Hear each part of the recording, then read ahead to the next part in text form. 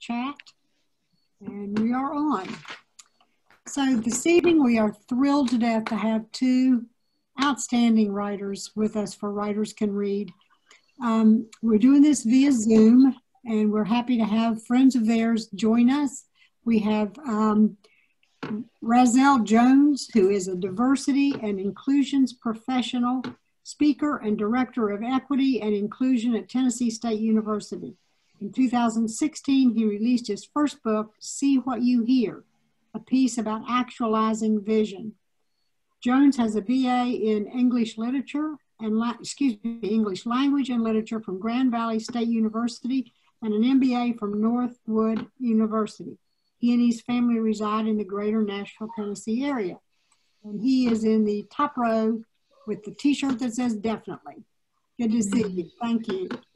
And then Daniel Abbott in the same row over to my left is the author of the novel, The Concrete, and the co-author with Razel of the Collaborative Memoir, Wounds, which is what they're going to read from tonight.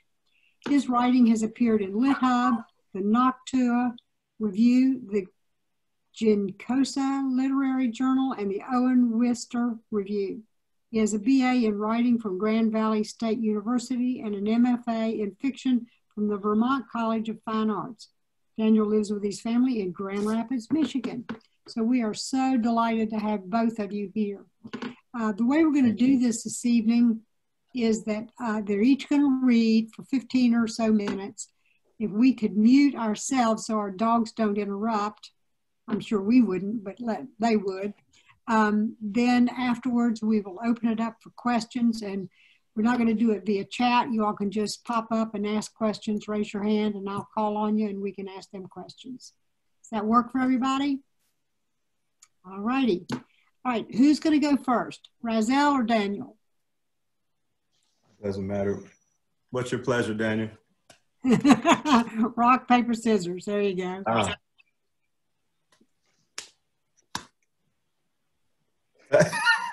How about we just pick, Daniel? All right. I'll go first. Okay. All right. Everybody else, let's mute yourselves for just a little while and we'll listen to them read.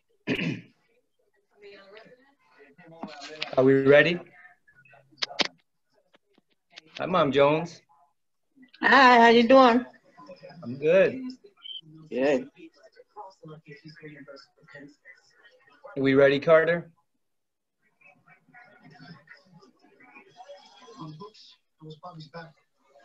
Yes, by all means, go ahead.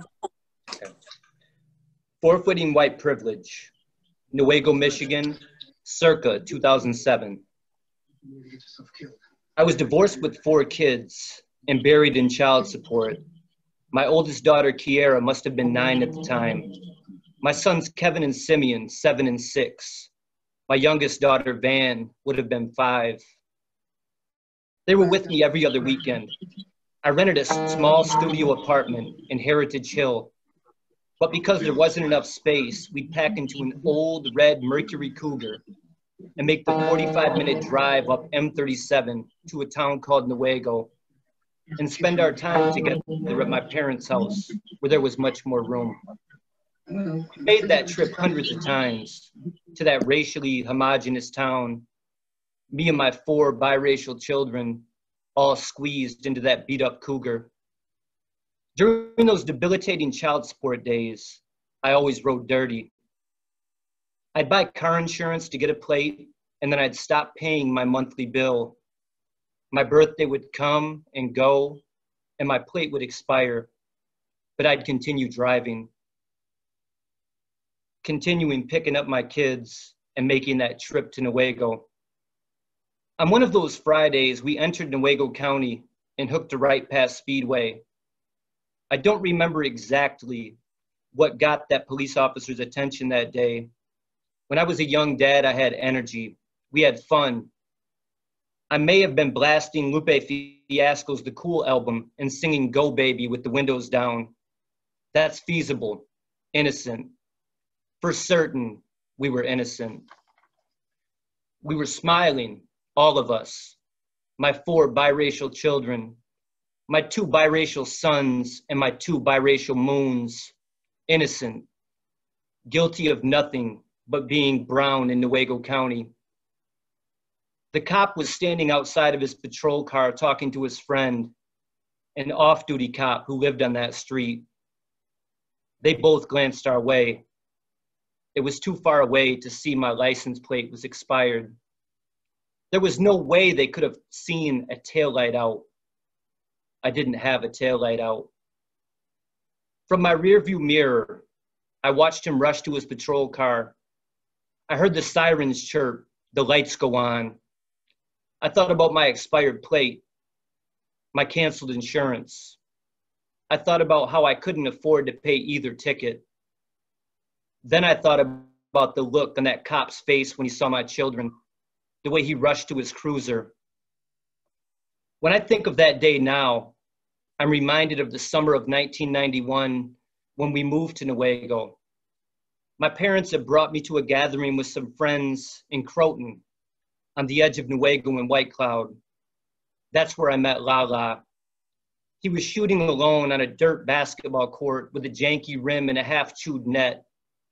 He was a few years older than me, the only black face at the white gathering. Only he wasn't really at the gathering. He was there to ball. I had been dragged to the gathering, and the only thing I wanted to do was ball. We connected that day and exchanged numbers, and in the weeks that followed, he occasionally picked me up in his blue Ford Escort and rescued me from my parents' driveway, where I spent most of that summer and most of my time in Newaygo shooting alone or doing drills with my brother Brian, who was 6 years younger than me. Lala was the first person in Newaygo County, besides my kid brother Brian, to treat me like a friend.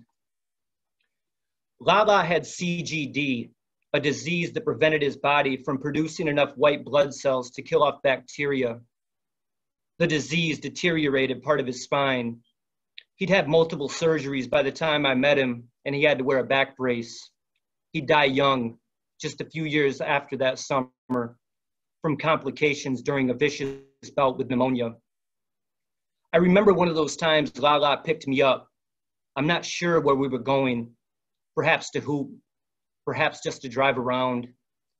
I don't remember who was with him that particular day, but we got pulled over just past the bridge leaving Newaygo. We were making a left toward Fremont. I was the only white kid in the car. We were all boys, one white boy and 3 black boys. The black boys lay face down in the concrete that day, hands cuffed behind their backs. The lone white boy sat on the edge of the road watching, uncuffed, conflicted, 14, wishing I was cuffed down on the concrete with my friends, relieved I wasn't cuffed face down in the concrete with my friends. There were 2 cops, both white, both male. No reason were given for why we were pulled over. No reason was given for why my friends were cuffed and why I was not. They didn't care about Lala's spine. Lala showed no pain, though I know it must have hurt him. He wouldn't give those cops the satisfaction. Cars slowed down as they passed. White drivers with white passengers. White parents with white children watching. Not seeing, I imagine, 3 innocent black boys being harassed by racist police officers, but seeing 3 black criminals being brought to justice. Young minds being shaped into wrong thinking. Generational ignorance being reinforced through misconstrued observation. What I remember most about Lala is his infectious smile. When we were allowed to go, when we climbed back into his car, Lala wasn't smiling. He was stoic. A kid reminded he was black in Newaygo County, reminded he was black in America. No one spoke. Maybe the radio was on. Maybe a tape was in the deck. I don't remember. What I do remember is silence. I remember feeling guilty, guilty of my skin. I remember feeling powerless and some other nameless feeling. Maybe a 14-year-old's understanding of white privilege. I don't know. but I return to that day often. Each time another Black man is murdered by the police, a Black boy is murdered by the police. I return to that day every time a Black American is murdered by a white American because of the color of their skin. I remember when Trayvon Martin was murdered by George Zimmerman. The news kept showing this black and white photo of him in a hoodie. I stared at that picture so long one night that it felt like Trayvon was speaking to me from the grave. How could you let them do this to me? He said. Them. There is a them. The George Zimmermans of the world, the Derek Chauvins, the Gregory and Travis McMichaels. I have seen racial inequality firsthand, and I have been silent. I will no longer be silent. When I think of that day with Lala, I remember the way those cops separated us. I received their message. You are safe. They are not safe. I doubt I was thinking about Lala, though, that day when the cop pulled up behind me in my parents' driveway, when I told my children to go into the house, my 4 biracial children, my 2 biracial sons, and my 2 biracial moons, innocent, guilty of nothing but being brown in Owego County. I wasn't thinking about Black Lives Matter. I wasn't thinking about racial injustice. I wasn't thinking about police brutality. I was thinking about me. I was thinking, how dare you pull me over when I did nothing wrong? How dare you pull me over because I have biracial children? Stay in the car, the cop told my kids. Why'd you pull me over? I asked him. The officer smiled. He stretched his neck in an exaggerated way and glanced at the back of the beat-up car. Taillight, he told me. I didn't have a taillight out. He didn't mention my expired plate. I remember being angry that he didn't notice the expired plate. He'd driven behind me for almost a mile. He was trained to notice such things, and he didn't notice. I was guilty of breaking the law, but I was not being pulled over for breaking the law. I was being pulled over for breaking that age-old unspoken white law. I was tainting the precious white world that so many are fearful of losing.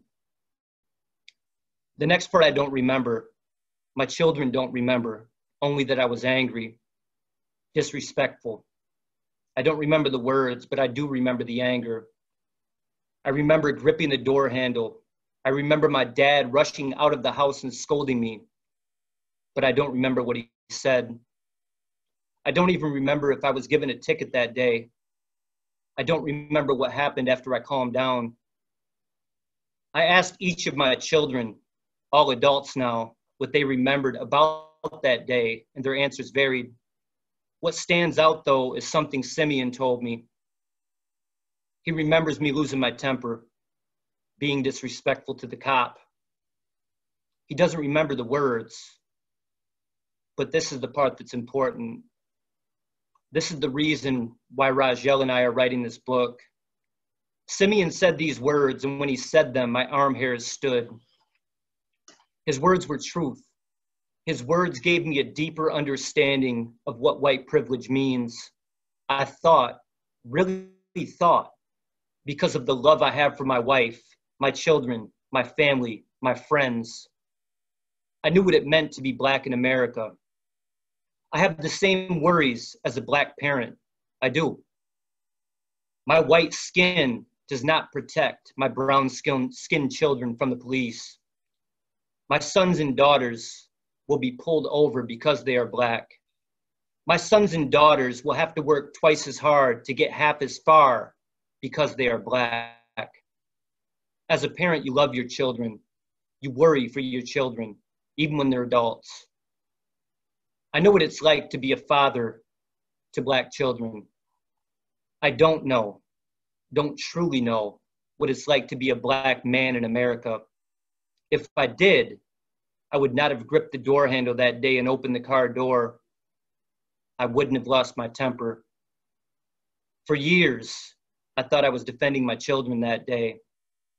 I know now I was defending myself, defending my white privilege, my how dare you, my right to not be harassed when I'm doing nothing wrong, the right my white skin allows me, a right I had forfeited to a certain degree by marrying Black, fathering Black, loving Black. My skin does not redeem those I love. That day, my skin did not redeem me. Once again, I was guilty by association. What I didn't realize that day, or in the years that followed, was the privilege of my whiteness. How a layer of privilege was still present in spite of the wrongness of what happened. Simeon gave it to me straight. His words were truth. I learned more from my 19-year-old son in that moment than I had in 30 years of being immersed in Black culture, living with a Black family, being married to a Black woman, fathering Black children. Simeon's words were truth. Dad, he said, I don't remember what you said to the cop. And then he paused. But if you were Black, you would have been shot. Thank you.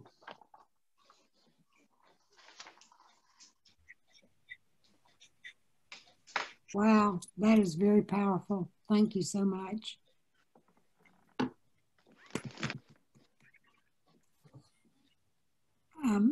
Razel, are you ready?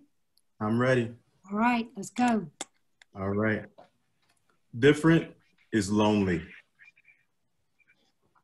Entering the new year, 1985, another normally abnormal, treacherous Michigan winter was coming to an end.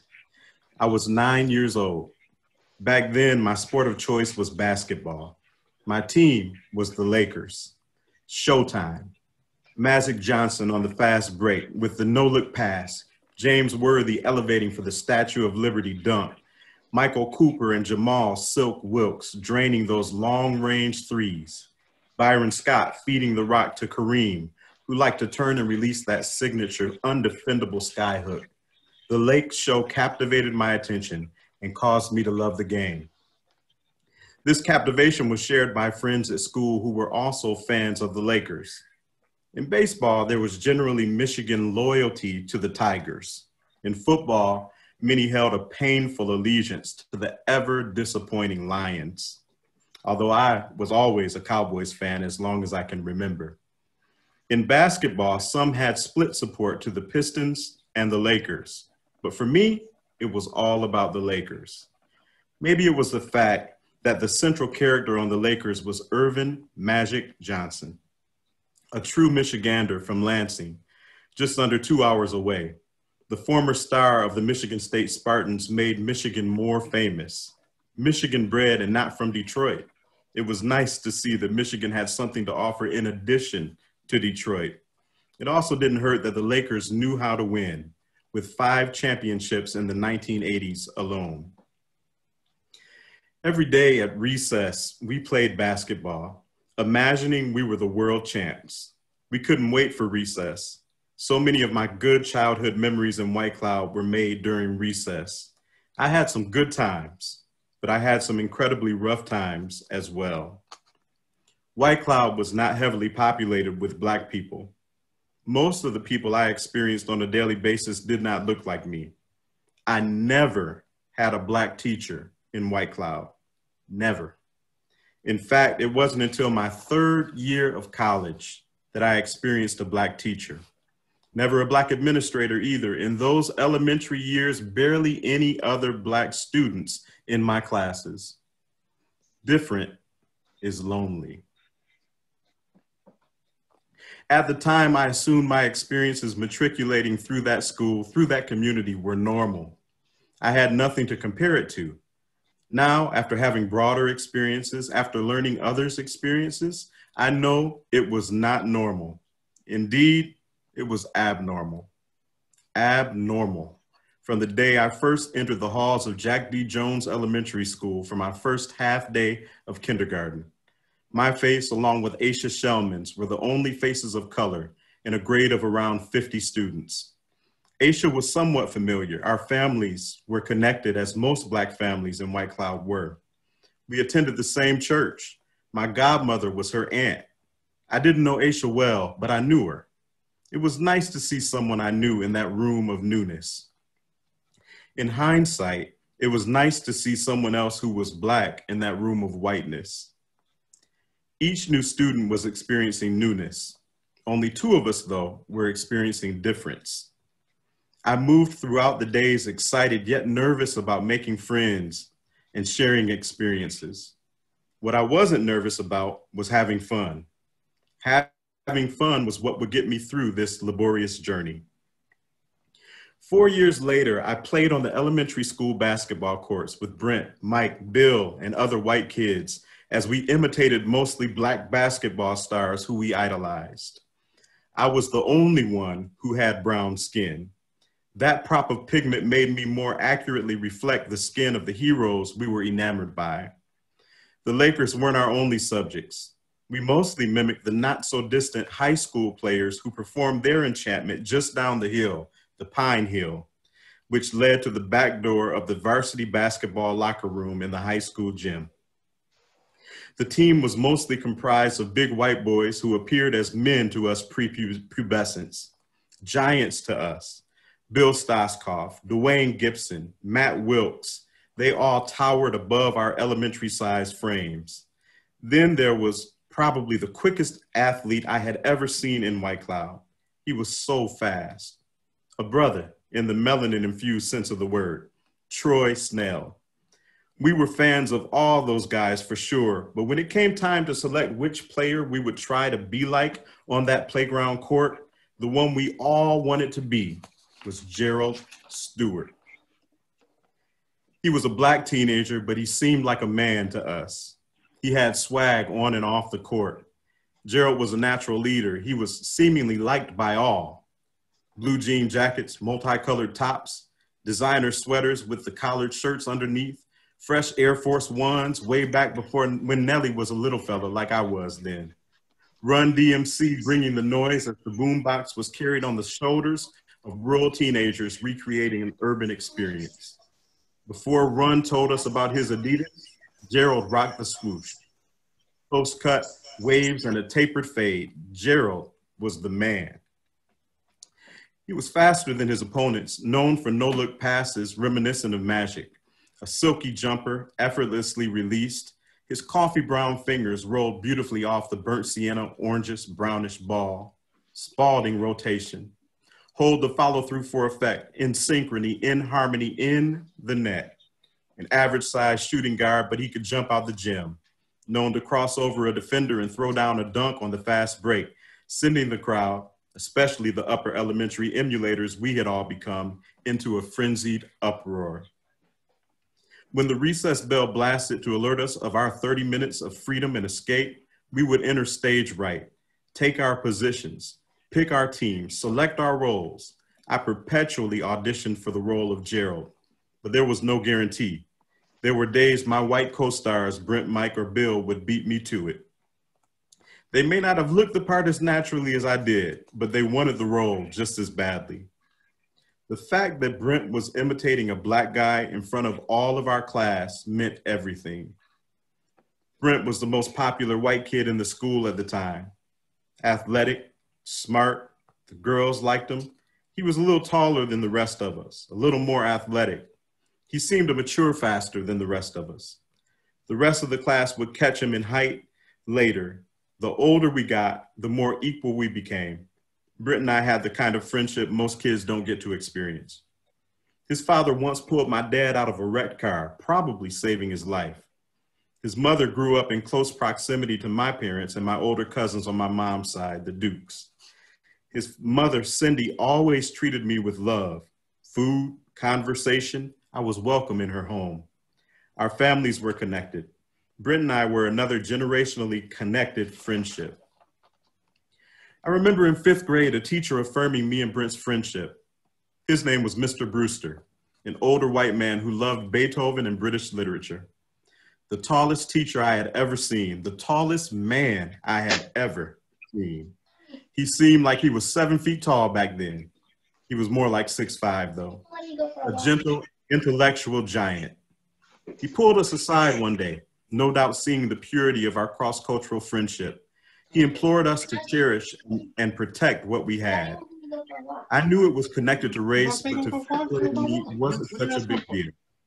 We didn't care about that. We just wanted to have fun, to play our sports, to play as much as we could, as hard as we could. Brent and I ended up being college roommates our freshman year at Grand Valley State University. Brent studied business, human resources, and ended up in education. I studied English education and ended up in human resources. He is now the principal of White Cloud High School. I'm glad he's there. I'm glad our connection mattered. On the playground basketball courts, Brent, the most popular kid in school, imitated Gerald Stewart, a Black kid we looked up to. For those 30 minutes of the day, it felt okay to be Black in White Cloud. Powerful to be Black, acceptable to be Black. It was cool to be Black. It was cool for that half hour. It wasn't as cool at other times. I recall the year prior when I built up the confidence to hand a note to little cute white Jessica, who I had known since those early kindergarten days. I knew she thought I was cool. We laughed a lot. We had fun. So the shy Black kid, the only Black boy at the time, skipped the playground theatrics on the lower elementary basketball court that particular day. My friends would have to play without me. My adventure and assignment that day was to pursue my crush.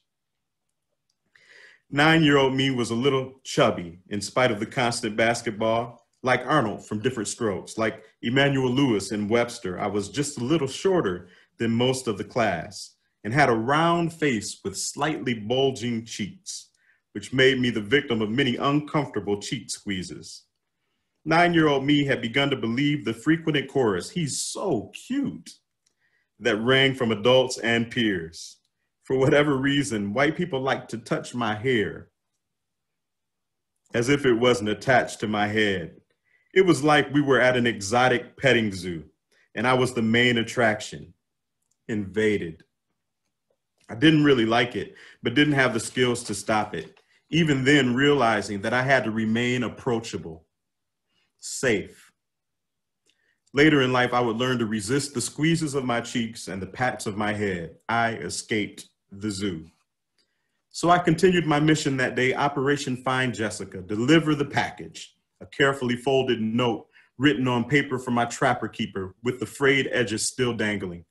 3 folds, 1 in half the long way, then 1 down and another. I had tucked in the fray, decorated the hopeful contract, and was searching for Jessica on the playground, looking for the right time to give her my proposal.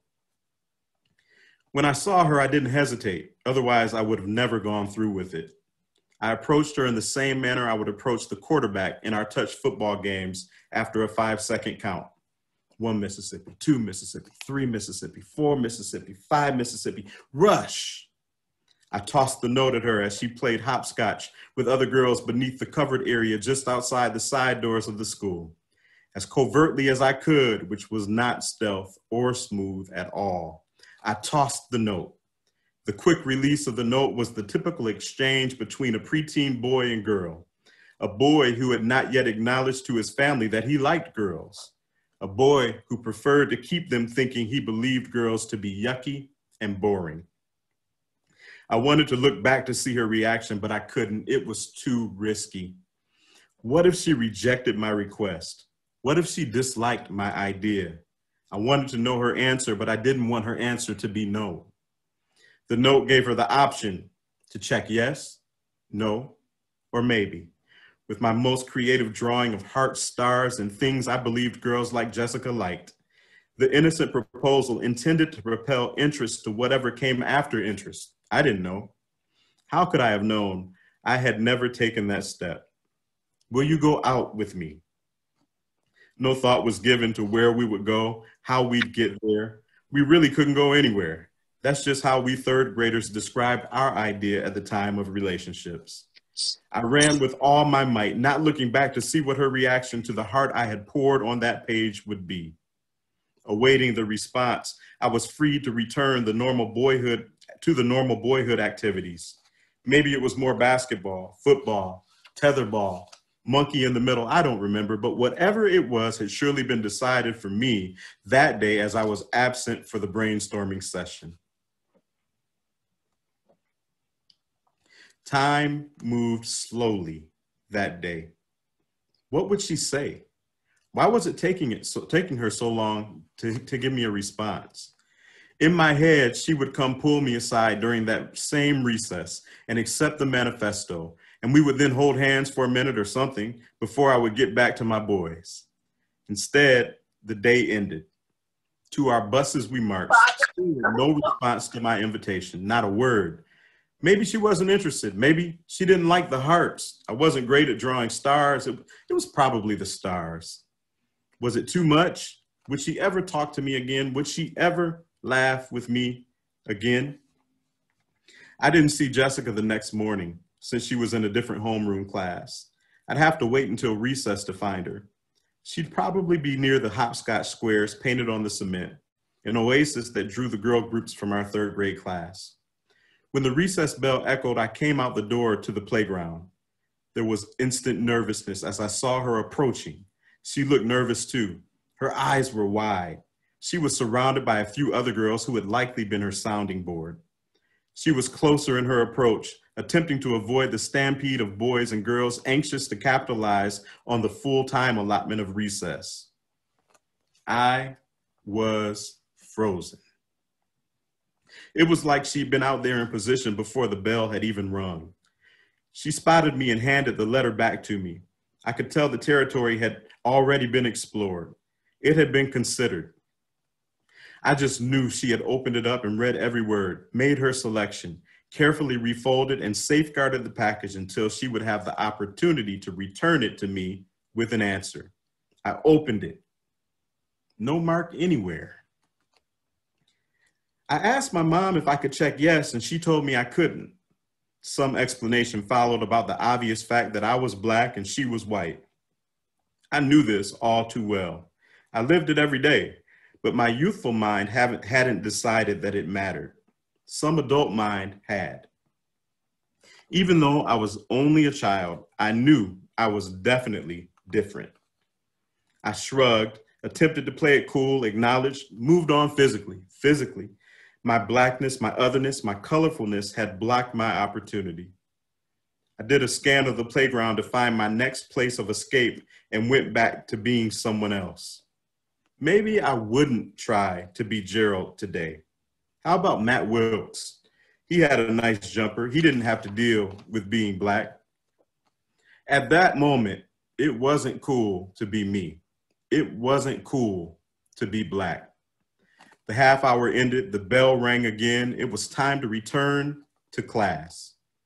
Mentally and emotionally, I'm still moving on, not because I was so desperate to be in a relationship with Jessica. I didn't even know what a relationship really was. Instead, because she wanted to check yes, but she was instructed to check no. In defiance of her mom, and I want to believe out of respect for me, she checked nothing at all. She did do what most adults still don't have the courage to do. She had a conversation with me about her feelings. She wanted to protect the friendship that we had. She wanted to be able to keep on laughing, to keep playing.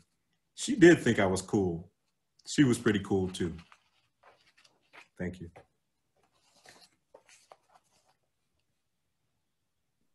That's a great story, Razel. Thank you so much. You all can unmute yourselves if you'd like and ask questions. I have one to start with, and that is, or two actually. One, how did you all meet? You want that one, Daniel? You're muted. Can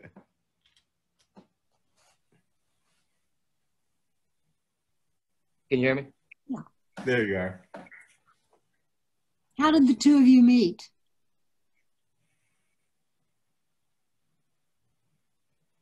You want this one, Daniel, or you want me to take it? Oh, go ahead.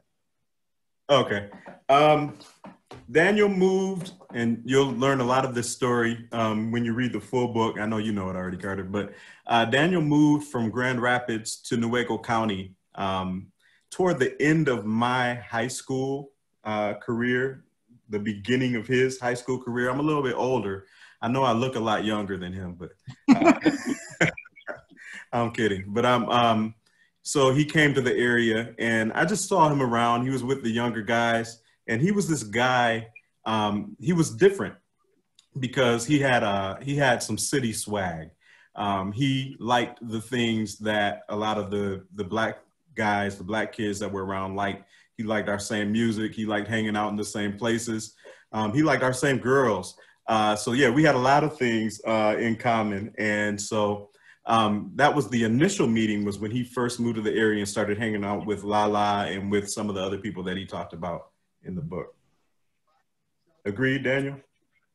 Yeah, definitely. And I remember Raj vaguely during that time, but what I read, when I think about when we met, it's more, and you'll get this in the book, but I moved in with a family called the Cartwrights my junior year, and Rajia was dating the oldest Cartwright daughter at the time, and he was just, I like to call him a man-child. He would show up at the house and take Mom Cartwright to get groceries and bring Candy, the baby of the family, string cheese, and wrestle with Denny. And he was just, Rajel was just a grown man in a 17, 18-year-old's body, and just a great guy and a great support system for the Cartwright family. And that's what I think about when I met Raj. Just, he's only like a year or two older than me, but he's always felt like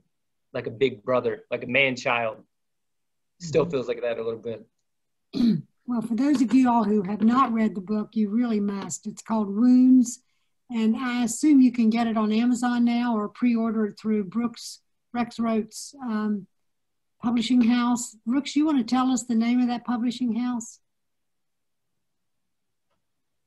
Okay, Brooks is not there. How about you tell us, Daniel? Are you there, Brooks? He's there. Okay.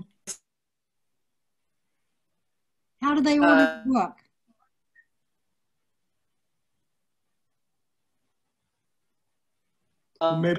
Maybe he's not there. Actually,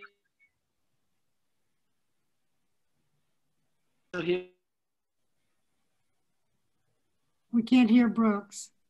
Okay, having some connection issues, but you can go to his publishing company is called Summer Camp Publishing, and you can go to summercamppublishing.com, and that will direct you there. You could also go to Daniel's website, which is danielabbotfiction.com, or you could go to my website, razeljones.com, and any of those will link you back over to Summer Camp.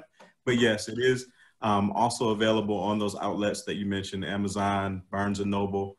All of it is pre-order, and the release date is November 3rd. That's great. Well, it's a wonderful something book. to add though, Carter.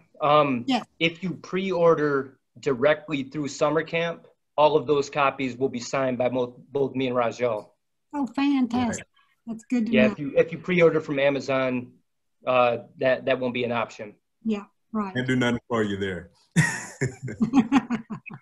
Yeah, always good to support the publisher. I appreciate doing that. Who else has a question?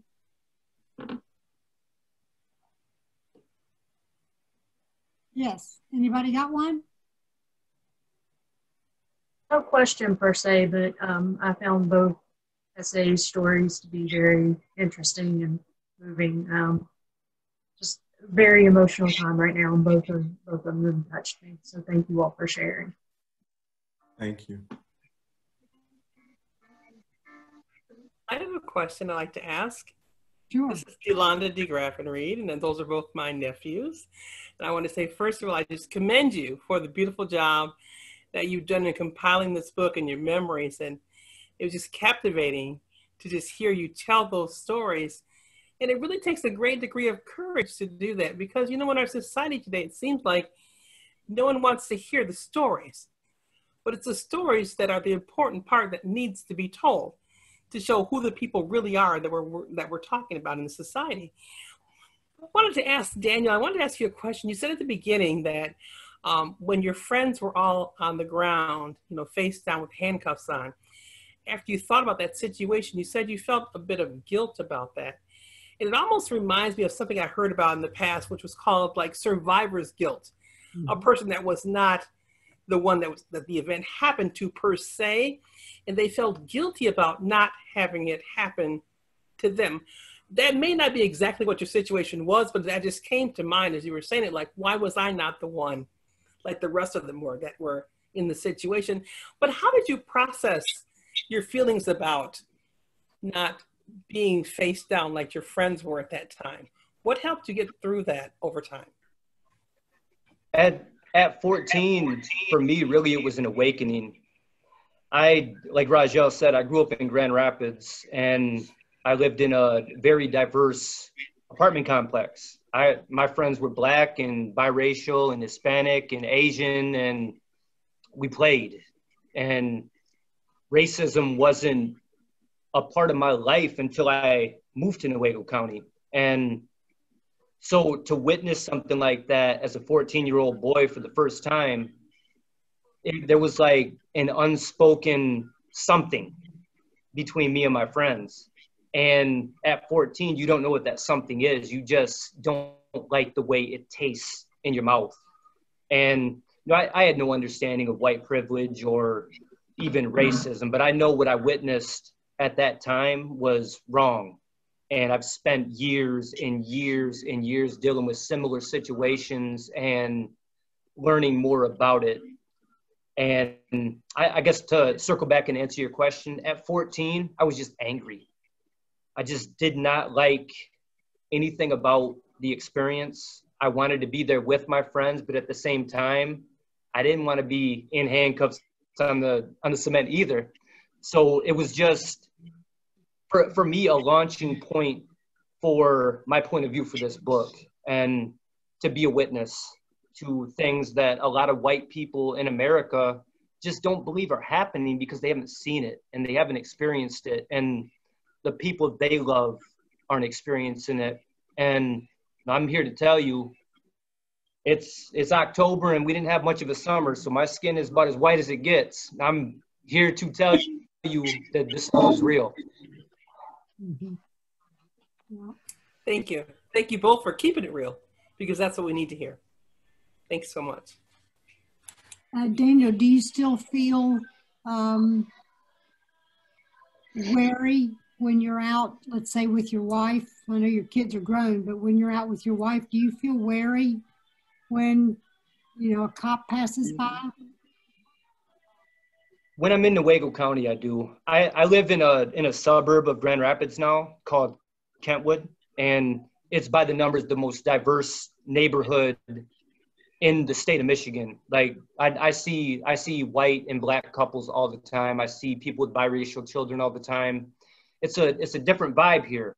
And like Rajel has a chapter in the book actually of one of his experiences in Kentwood, where he was dealing with the same stuff in the most diverse area in the state of Michigan. And he had an experience with a police officer at a gathering with his family.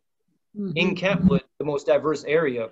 But to answer your question, when I'm home, I feel pretty okay. But I can't make that drive to Newaygo that I read about today without watching everything. And I'm proud to say that my plate is not expired now, and I do have insurance, and there is no taillight out and none of these concerns anymore. Things have progressed in life, but that feeling, it doesn't go away. And, you know, when my children, 4 of which are adults now, we go up there to visit, I have to tell them to drive slow on their way back to the city. I have to tell them, don't go through Grant, take 131 and go the other way, because those concerns in 2020 are still real.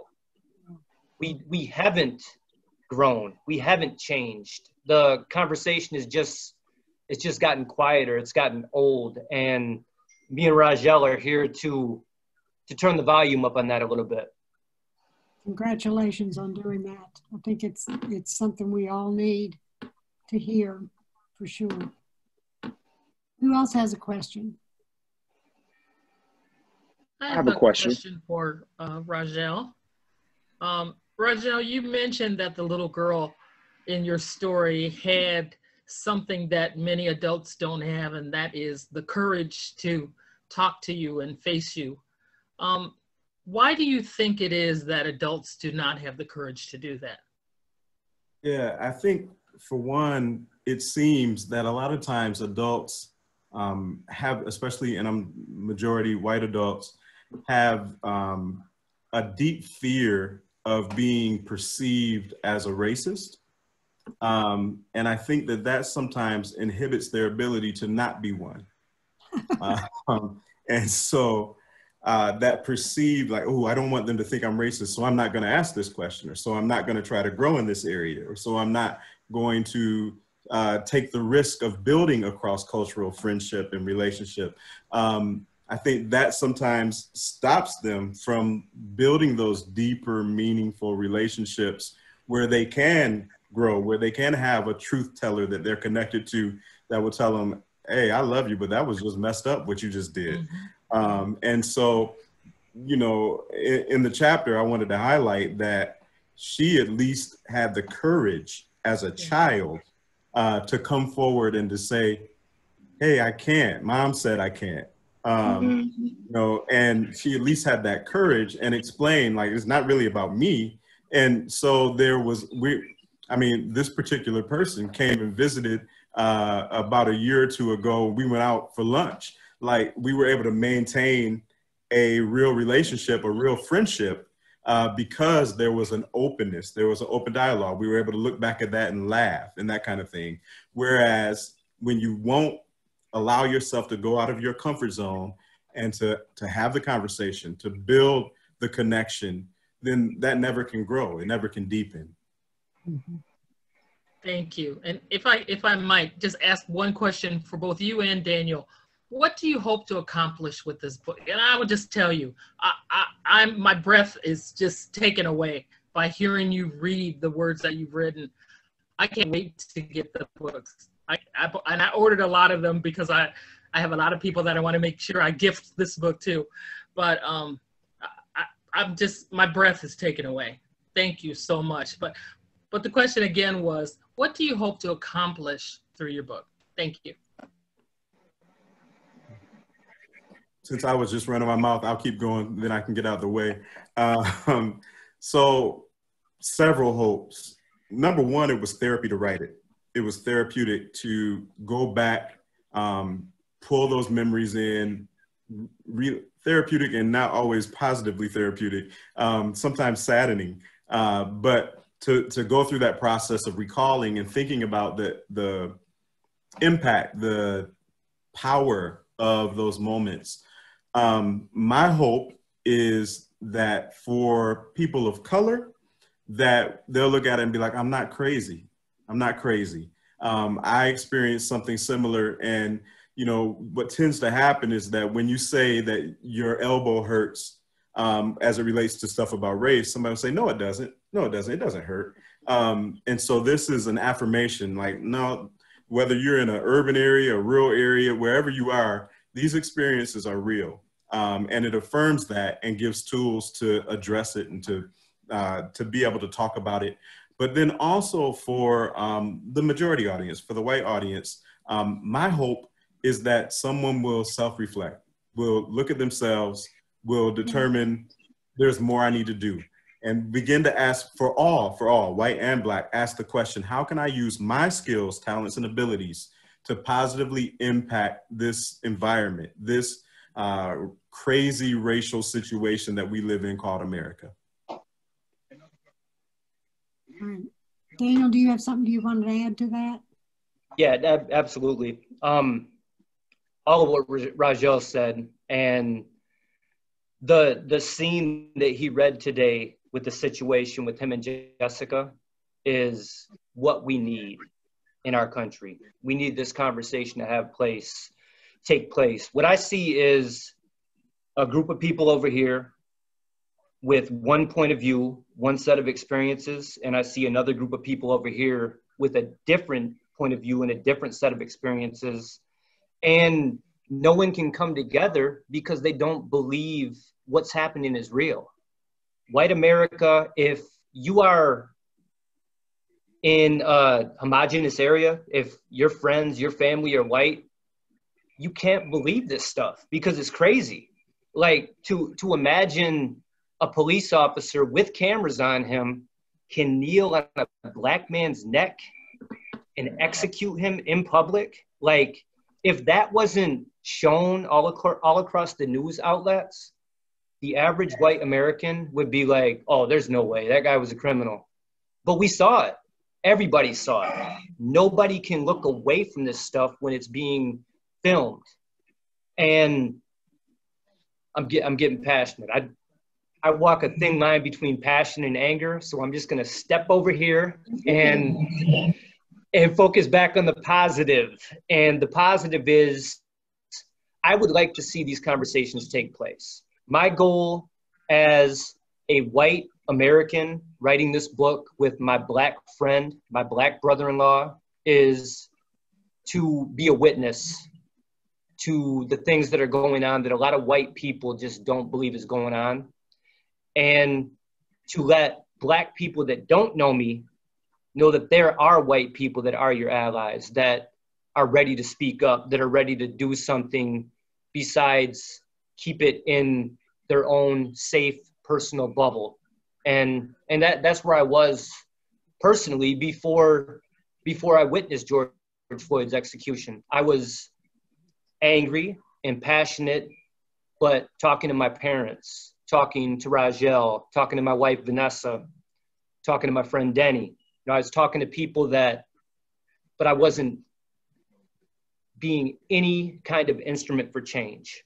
And I've witnessed too much to be silent. And so for me, this book is me taking everything God's put me through and putting it to purpose, and doing so with a black man I love, that I call my friend, that I call my family. We're standing together as a white man and a black man to make people aware and to hopefully begin some of these honest conversations that a child was able to have with another child.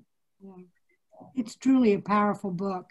I have another question for you all, and that is, how was it to write it together? How did you actually accomplish that? You all are in two different spaces. How did you do it? I'll take this one first. Yeah, go ahead. So I'm a novelist by trade. I write fiction. And my friend Garrett, I don't know if he's still on here, but we co-majored together at Grand Valley in creative nonfiction and fiction. So I have some experience writing creative nonfiction, but I hate it. It's terrifying to me.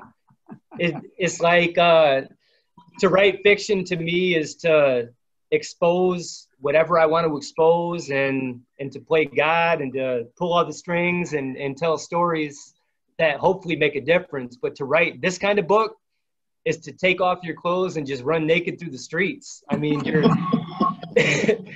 you're putting yourself out here, and terrifying. And the fact that this book's coming out on November 3rd and I'm exposing myself is a little scary. But after Ahmaud Arbery and after George Floyd, Razel and I just had enough.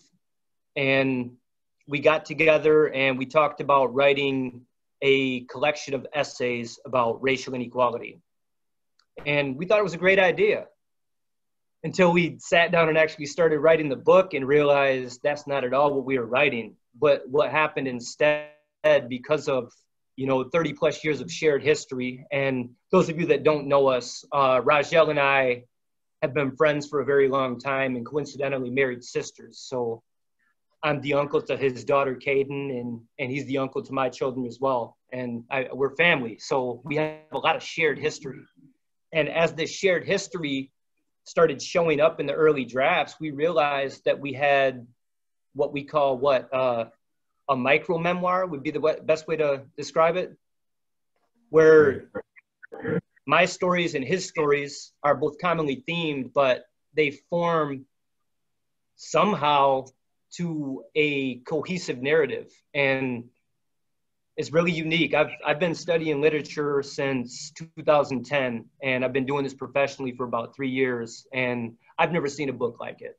Yeah. And it's weird. And it was really, really hard getting it to work. And our publisher, after he read the first draft, he went on panic mode and was like, "We are not going to be able to make this work." And me and Raj were like, "Don't worry, we know what we're doing." And it came together, and we're really proud of what we put together.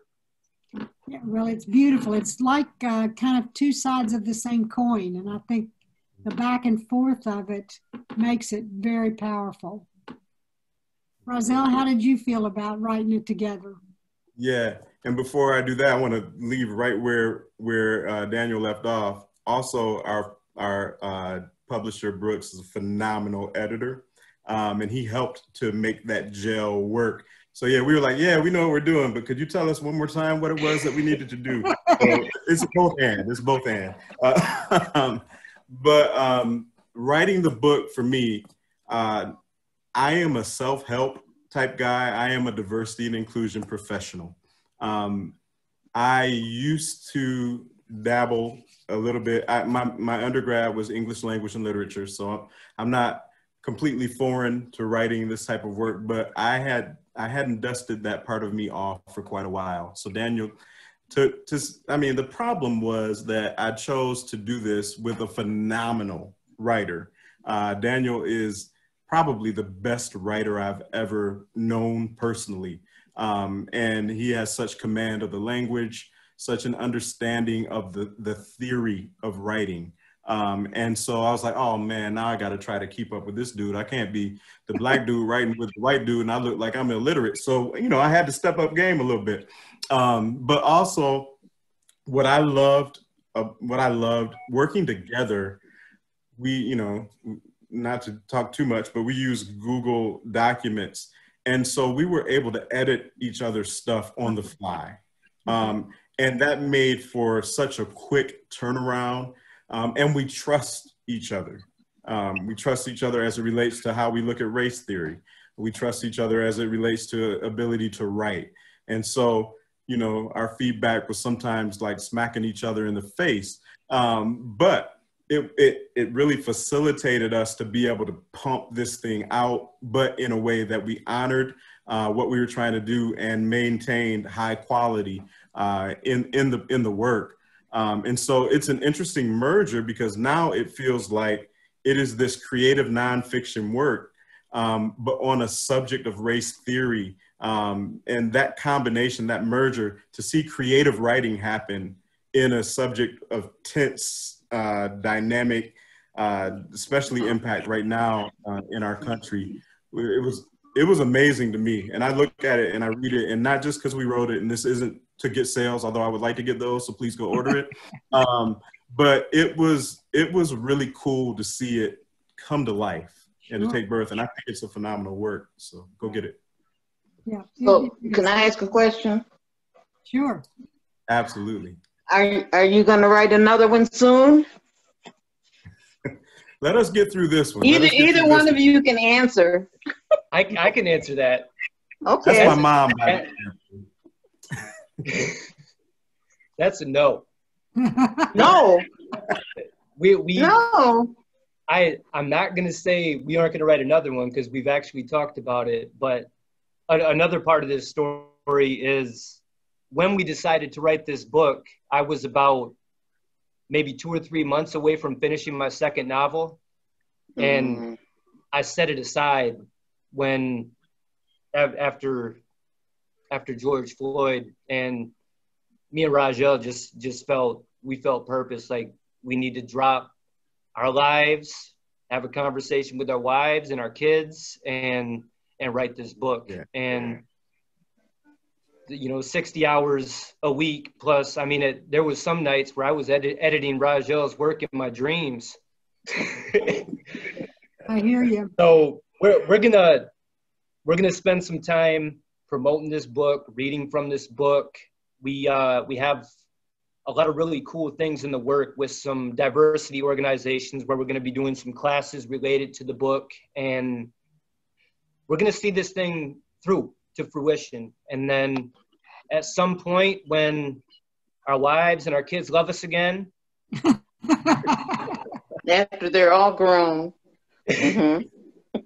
yeah, and they're off to college, maybe we'll write another one. Right. Okay. All right. Sounds good. Brooks, would you like to say something about the book? I mean, it's just been a joy working with these guys, and so that panic that Daniel described wasn't panic that we wouldn't get it to work. It was that we wouldn't get it to work as fast as we all felt like we needed to get it to work. But man, I'm so proud to be a part of what these guys have put together, and you know, I'm excited to continue to help in any way I can. It's just been a joy, but these guys, man, have produced something important and valuable, and we're excited about the promotional process, and these guys are hard workers, you know, and it's been a joy. It really has. It's been a lot of work and late nights, more so for those guys even than me, for sure. But I'm super proud, and for a baby publishing company to be a part of something like this, you know, they put a lot of trust in Allie, who's actually in class at Marshall right now, so she can't be on the call. But for them to put this trust in us and let us be a part of this is we're just overjoyed. And we're going to keep working just like Daniel and Rajel. Well, I thank all of you all for being with us tonight. This has been a marvelous reading and conversation. We usually don't get nearly so many questions, and we're delighted that we did, because I think it's such an important topic. You all did a fantastic job of bringing it out in such a critical time, and I think the timing was important, and I know you rushed to try and get that done while we were still in this visual era of racism and Black Lives Matter and the things that are important to us here in America. Anybody got anything else they'd like to ask or say? I would just like to say that, oh, sorry, Yolanda, go ahead. Oh, I didn't see you up there. Go ahead, Deborah. Okay, I was just going to say that there is something incredibly powerful about hearing an author read their work. And this particular format, I mean, when I say it took my breath away, really, I'm being very honest. I would wish that everyone could hear you read that. And not just audio, you know, like book on tape, but to be able to see you read those words. That is incredibly powerful. So I don't know if there's a way that that's going to happen in your promotion, but I certainly hope so. So thank you.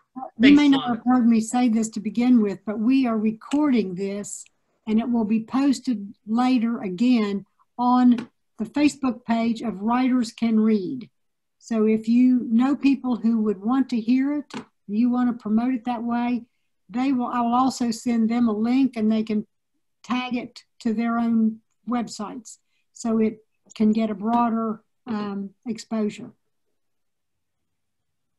Delon, did you have something you wanted to say? Yes. Okay. I'm sorry, what? Will you have audiobooks also? Do you know? That's a Brooks question. Right. Is he still there? Yes. We're gonna make sure the print version gets out first. That's a big deal. I will say just a joyful thing. The first printed galleys for these guys to check through are actually in the mail. So this thing exists as a paper deal right now. It is. I just got notice from UPS in the middle of the call that is on the way to both of you. So you know we're just doing everything we can to make sure we get the print version out first. I know these guys have indicated some plans for some video content in terms of an audiobook. we'll check that when we get to it. Right now, it's all about the print and getting it taken care of so we can hit that November 3rd and get this in everybody's hands as quick as we can, because it's, as you guys heard today, it's important. Thank you. Right. Yolanda, did you say something? So I'd just like to have like a final remark that I'd like to have for myself is that this was just captivating. I mean, the emotion that was shared was just palpable. You can feel your heart all through this in presentation today. And I can guarantee you that when you hit the streets with this book and begin to talk to the crowds, that it will be a paradigm shifter, and that people will be so captivated by what you've said and what you're reading, and they'll want more and more of it. And they'll be asking you, what can we do? They'll be left speechless, and they'll want to know, what can we do? So I hope that somehow in the midst of what you're talking about, as you share with your groups, that you'll provide people with some suggestions and recommendations about what they can do to keep this type of thing going forward. But I just thank you both so much for sharing your hearts and writing this book. And it just sounds like it must have been a cathartic experience to get this out and be able to speak about, what's been inside you for so many years. And thank you for being the upright men that you are and having had the courage to do this and to work cooperatively together with this. This is just a beautiful project. So thank you so much. Thank you. Well, I echo everything you said. It's a powerful book, and I was, as you said, speechless, blown away, touched deeply by your all's words. Thank you.